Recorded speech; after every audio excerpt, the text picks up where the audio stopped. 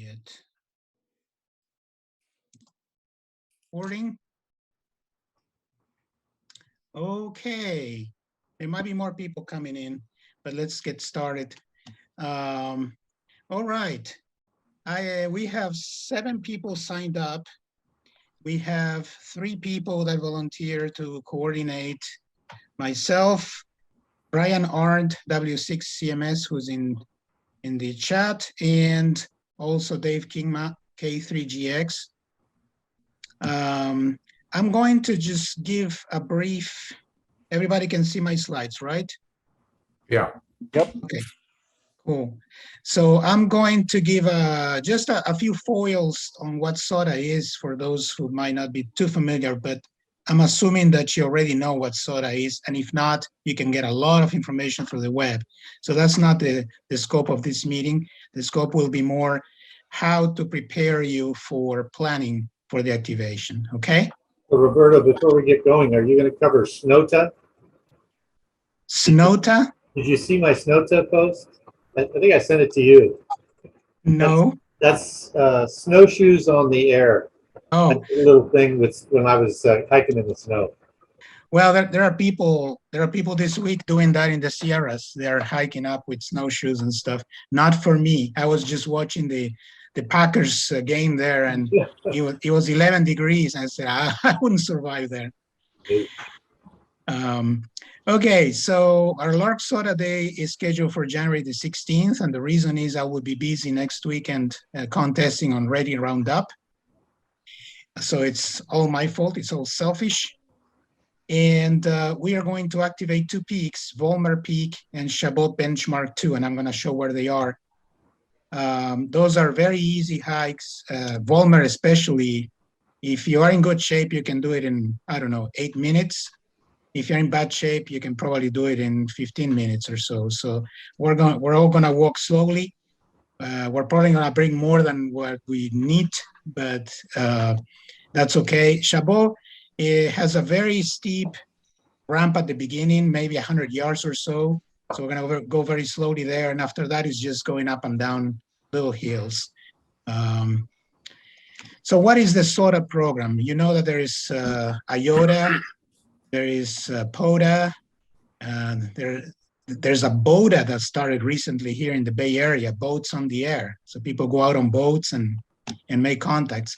But Summits on the Air is an award program for radio amateurs and shortwave listeners that encourages portable operation in mountainous areas.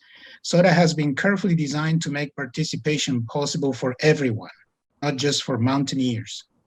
There are awards for activators, those who ascend to the summits, chasers, either operate from home or local hilltops, or even activators on other summits.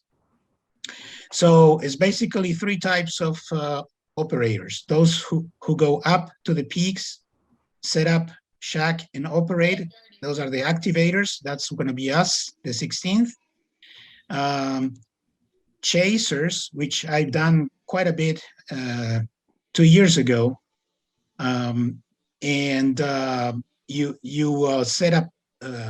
You set up alarms when people are up on peaks and are ready to activate, and then you go in your shack, you try to make the contact with them.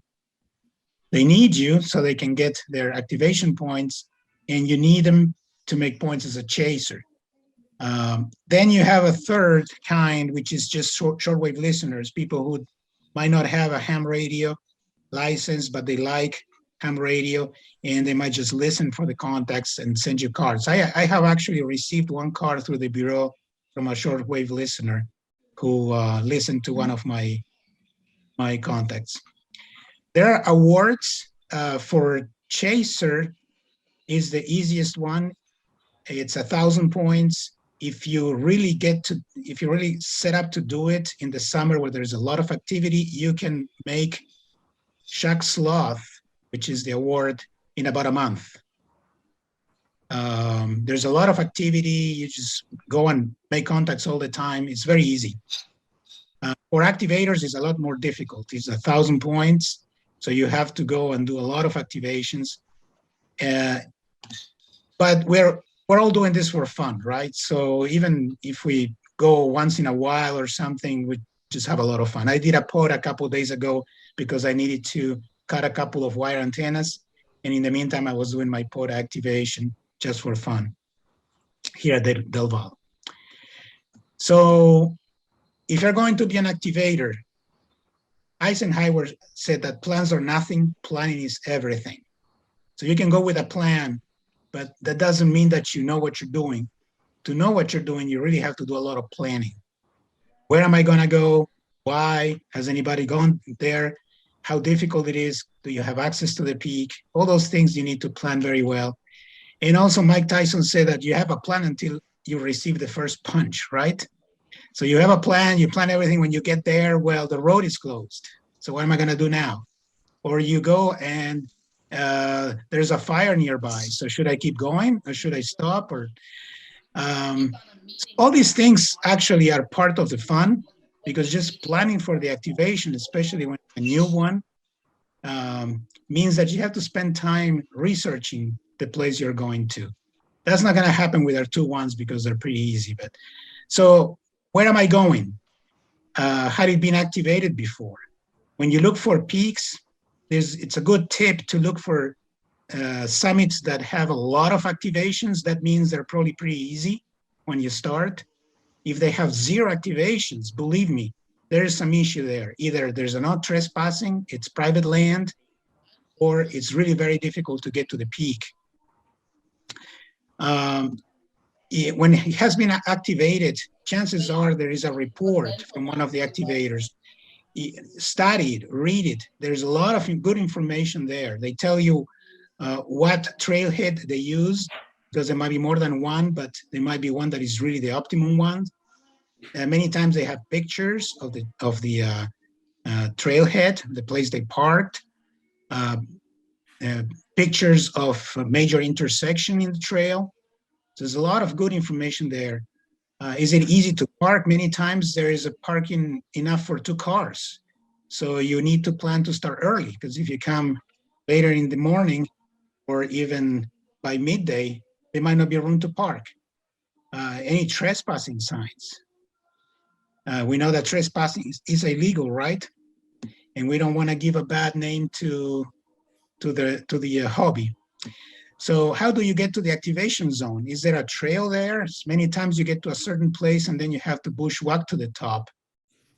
What does the activation zone look like? Is it pretty flat? Does it have any trees that you can use for putting poles? Does it have any towers, which means interference? Is it big enough that you can get away from those towers?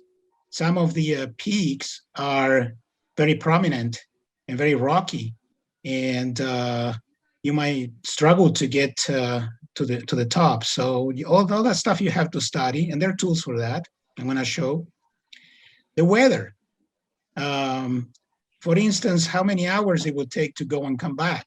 There is a peak nearby in Ohlone that I'm dying to do. It's only 2 points. It's called Discovery Peak. It's near Mount Rose, or Rose Peak, I think it's called. But it's 7.5 hours round trip. And if you add another hour for the activation, that's 8.5 hours. If you have to stop to drink water or whatever, now we're talking 9 hours. We don't even have 9 hours of daylight right now. So it's not doable right now. In the summer, it might be too hot. So you have to plan very well. Can I combine with other activations? If there's an easy one, maybe there's another medium one nearby that I can do too. So you can combine and get more out of your trip. Is there cell phone reception where you're going? And this is very important, especially if you're not a CW operator. If you're up there and you call CQ blindly, you might be there for a long time. If you try to find other people having a conversation, a QSON you want to interrupt, they might not even hear you if you're QRP, because they have good stations with lots of power and you're nothing in there. So you have to plan very well for that, and there are tools for that too. And for safety, it's very important that you let people know where you're going, when, and when you should be back, okay? And always have a plan B, a plan C, and a plan D. If your rig, for some reason, doesn't start, if your battery is depleted and you woke up, all these things have happened. If your antenna breaks, connector breaks, do I have something else I can use to at least get the activation done? I always take my HT with me for safety reasons and also as a plan B. It has saved me more than once when something went wrong with my HF rig. And if I'm near a populated area, like we're here in the Bay Area, I can always take my HT out and start calling CQ on the calling and try to get 4 contacts and at least get my 4 points. My 4 contacts for the point. Any questions so far? So this is a little introduction of what we need to do as an activator. Tools. Okay, I'm gonna show the tools, and then you can go off and play with them and learn how to use them. I'll see how I can stop share this one. Okay, first I'm going to let me talk about them and then show them. So Roberto, are those available if you go to that SOTA website? Some are on the SOTA website, some are separate tools. Okay. Where is, oh, here it is. Share. Okay, you can see again my screen. Okay. The main one is the SOTA main page, and you can find it just by typing Summits on the Air. It's in the UK because that's where it started. You might want to go there and sign up as a user. So open an account with your ham radio call sign. And that has the database where you're gonna log all your activations. And also you can log your chases.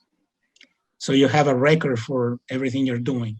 It also has some other tools in there like maps where the peaks are, how many points each peak has, and a lot of that information that I told you about previous activators that have put reports. So it's a very, very good tool. Now there are some nicer tools outside the main SOTA webpage. One that I like a lot is called SOTLAS. It's like an atlas for SOTA.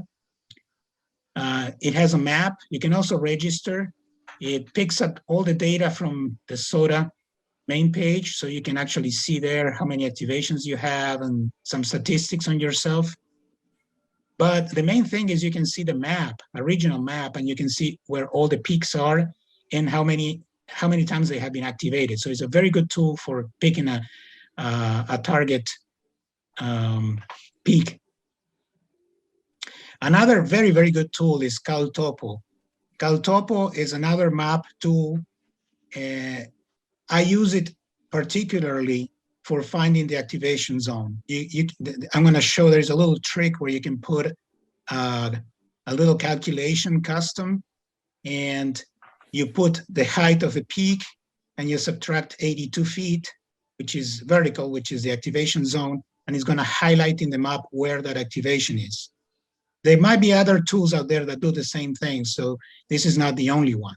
This is the one that I like to use. Google Earth is very good, especially for looking at 3D views of where you're going. You can see the other mountains and things like that nearby. You can move your map up and down. Google Maps is very, very good. Especially, I use it a lot too when I have to drive to a trailhead and I'm not sure that road is going to be too narrow or is open or is paved. They might have pictures of the road, and so you can navigate through the road and you can see exactly the road and you can see where you're going to park. If there is a sign that says no parking, you can see it before just going there and getting frustrated, right? Many of these things are in for cell phones, in applications for Android or for iOS. For Android, SOTA Spotter is a very, very good tool for spotting yourself. And if you have cell phone reception at the peak, you can see who else is out there activating at the time. So you can try to call for summit to summits. Ham Alert is one that is a general one, not just for SOTA. For Android, it's very, very good. and you can make it sound an alarm when different things happen. For instance, somebody in SOTA in the W6 or W7 or some neighboring state is activating, put a spot. So it's going to sound an alarm, and you can choose the sound. But you can use it also for chasing a DX entity or something else. Or for instance, if I want to see when Dave is running, he might be at home calling CQ or something. I can put his call sign and say, every time Dave is calling CQ, give me an alert. So it's a very nice one. I use it a lot. I don't have iOS, but I know that SOTA Goat is very, very, very good. I think, Dave, you have SOTA Goat, right? Yeah, SOTA Goat and also Ham Alert is available on iOS. Okay, the SOTA Goat, I don't know it, never used it because I don't have an iPhone yet. My next phone might be an iPhone, but you can use it for, is that right, Dave? For finding when you reach the actual activation zone, right? You can kind of follow the map. Yeah. Right. I have another application in Android that does kind of the same thing. Don't remember which one it is, but I can kind of do the same thing with another application, which is not as nicely integrated as SOTA Goat. SOTA Goat is really good. SOTA Spotter, when you're going to send a spot and you're in the activation zone, it's supposed to find where you are when you're gonna fill out the form with your frequency, everything else, and you put your peak identifier. If the GPS is working fine and everything else, it should autofill automatically, knows where you are.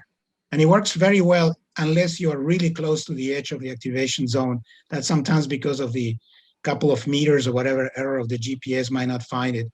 So you have to enter it manually or just walk a couple feet until it finds it.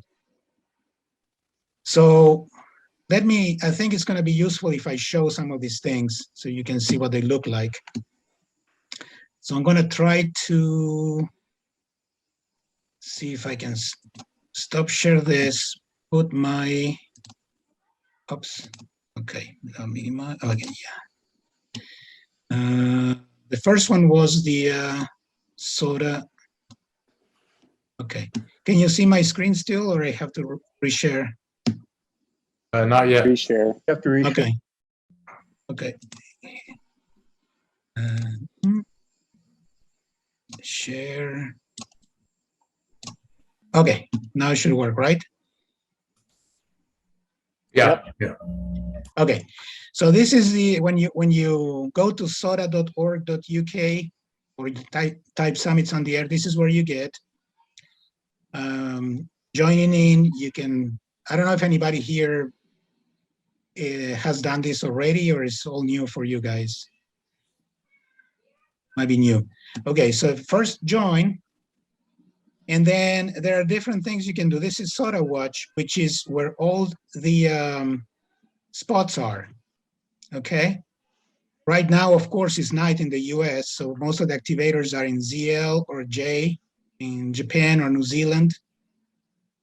They tell you what frequency they are in, what mode, CW or SSB. If I were on a peak, I could add my spot here, and here's where it will find you. I'm not in any, well, of course, I'm not in any peak, so it's not gonna find anything here. What frequency am I? 345, mode SSB. And here I can put comments, for instance, 100 watts. Many chasers will like that because they will sense that there's a better chance of making a contact with you. If I'm QRP, it's gonna be a little more difficult. Or you can say, I'm with K3GX or whatever. And then when you send it, it will show up here. And whoever has alarms enabled or something, they will get a beep. Oh, K6KM is in this peak, so I'm gonna go chase him. There's some chat stuff here on a reflector, which is very useful. And so that's mostly the spots. When you're planning to go to an activation, let's say tomorrow or Wednesday, you can put an alert. So you go here and you can see that, well, this is Sunday, which already happened, but here's Monday, tomorrow. And I'm gonna go a little later because this is all the Japanese and the Europeans. But if I get to somewhere here, KJ7NOZ will be at W7ACS045, roads permitting, on 14 SSB and 7 SSB. So if you are an SSB operator only, no CW, oh, I have a chance to make a contact with KJ7NOZ. Now here's another one, K9PM, being W7A, Arizona. QRP with an Alex loop antenna and a 3-band, and he will be 7062 CW on 10.113 and 14062. This is not set in stone. He might move around if when he starts his activation, finds out that somebody else is using the frequency, right? But when you get the spot, he will send the spot with the right frequency he's on. Not everybody does the alerts. Because sometimes they're not really sure they're going, and sometimes they put an alert and they end up not going. So this is not set in stone, but gives you an idea who might be there that day. Okay, enough for any questions on the alerts, SOTA watch type of stuff? No, clear? Okay. So let's go to the database. Once you are in the system, then you can see all the statistics about all the activators and chasers. So you can see your own account, profile, and login, but you can see results. For instance, activator roll of honor in W6, which is California, and NA6MG has done 1,319 activations, and he has 5,800 points. He's a very prolific activator. And if you do a control find and put K3GX, you can find Dave here, 8 activations, 22 points. And here gives you the points per activation. If you look for W6CMS, there it is, 9 activations, 21 points, okay? This is not a competition. It's just so you know where you are, and you can compare what other people are doing. You can for instance, you can look at somebody else in my area. This guy is in San Diego, and he has 72 activations. But he is averaging more points per activation than I do. Why is that? So I look at his log, and he has activated all these peaks. And when you look, he's hitting some 10-pointers, 8-pointers, 8-pointers, 8-pointers. So he's in an area where he actually has access to some high-point peaks, and that's an advantage. We have a lot of 1 and 2-point peaks nearby. We have to drive a little longer for higher points. But you can do a lot of studying here and comparing, and you can also look at your own stats. For instance, my results, my activator log. This is me, K6KM, last 12 months, and these are all the peaks I activated, when, how many QSOs I made in each activation, how many points I made. Bonus points is for winter, in these type of areas, and some hotter areas have bonus points for the summer months, like maybe in Arizona. How you accumulate points, and then you can see the logs. You can download to a spreadsheet. You can do a lot of stuff in here. I have a question. Yes. I'm still trying to understand the lingo on the summits themselves, and And you have in parentheses exactly what it is. They're like Briones Hills or McGuire Peaks. What is the NC-516 and on other ones it uses a different letter code. So what's that all about? That comes on the next tab. If you can hold another 2 Okay, minutes. sorry. Yeah. I was debating whether to jump this one and come back or just do it, and I decided to do it. So just hold your thought. It's just, Roberto, yes. it doesn't seem to make any difference how many QSOs you do. Once you've had, I guess, 4, you still only get the minimum number of points, right? That's absolutely right. We like to go as long as it goes because we want to provide points to the chasers, right? They help us by giving us the 4 QSOs, and we want to keep them happy by providing them the service of giving the chaser points. And besides, it's a lot of fun, right? Plus, Roberto, if you stay on the peak longer and you work other summits, then you get chaser points and summit to summit points. So there's an advantage to try to get as many contacts as you can. Yeah, that's true too. There are people that actually stay the whole afternoon on a peak, accumulating summit to summits, which is another nice thing to do. My Zoom just warned me that I have 10 minutes left. So if I disappear, I'll let's see, how can I do this to restart it? So everybody knows where I am. Well, I sent a reply to the email with a new Zoom. How about that? And in 5 minutes, I start again. Okay. So here's where you submit your chaser entries. So I chased somebody in W6, and you find out how why is that, why they're called that. This is the region. For instance, NC means northern coastal ranges, which is a range of mountains here in northern California. And then this is just the numeral of the peak you're going to activate.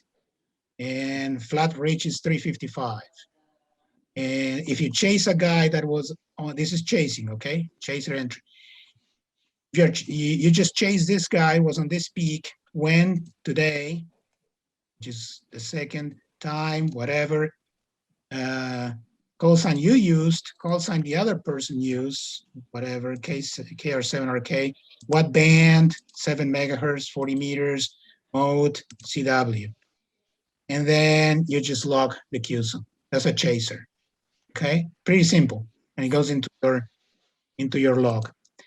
If you want to log an activation, submit logs, submit activation entry.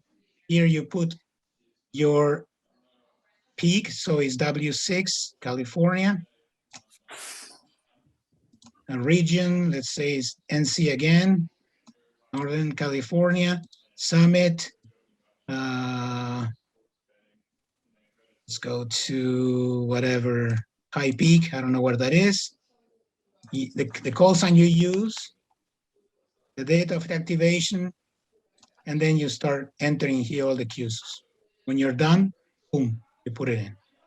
Okay? Very easy. If you made a mistake, you can delete, you can do it again, so no problem.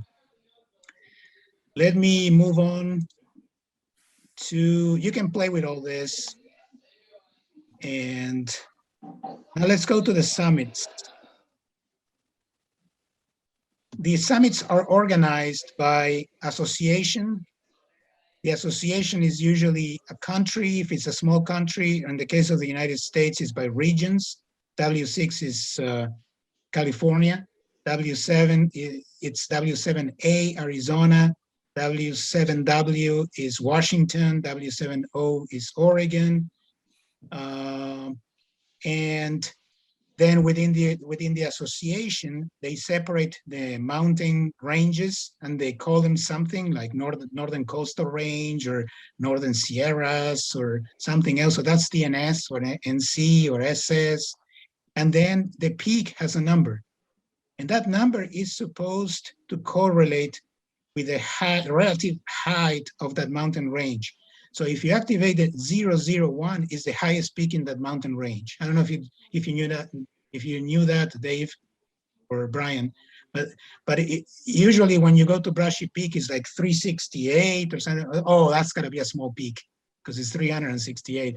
Then you go to the Sierras and something is 008 or 005. That's pretty high, relatively speaking, right? Okay, so that's the nomenclature, but how do I find the peaks? Well, let's go back here. If you go to mapping, this is a work in progress, but it's pretty well done so far. You can look for pieces of this association. So I can go to W6 here. There's W6, and within W6, I want to go to the northern coastal ranges, and it's going to light up all the peaks. I can zoom in. And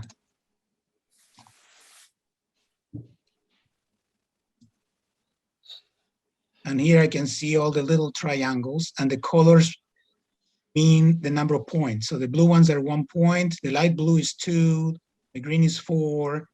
You get, but this is within the range, right? So this range doesn't have very high peaks. Has some 6 pointers here, but that's basically it. If I light up all of them,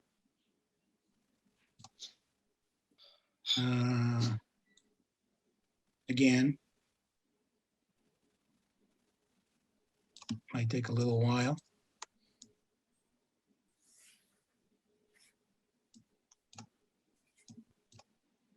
Come on.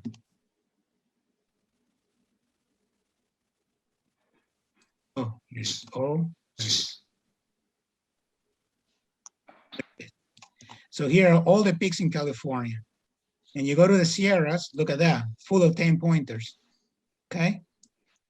So this is one way of looking for peaks. You say, well, I live here, this peak looks nearby. So you click on it, it's gonna tell you it's called Mount Misery. With that name, you might not be too attracted to go, but has it been activated? One time, that's not too many.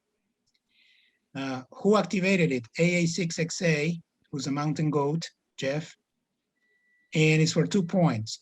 So if you click on that, it takes you to the description of the peak. Mount Misery is 763 meters, 2 points.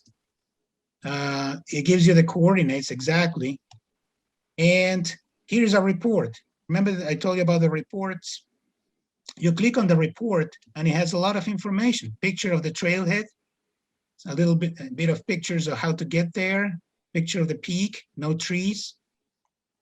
Some funny things he found on the way. Here's Jeff. So it's a very good way of starting your research. Now there's more information here, more useful information.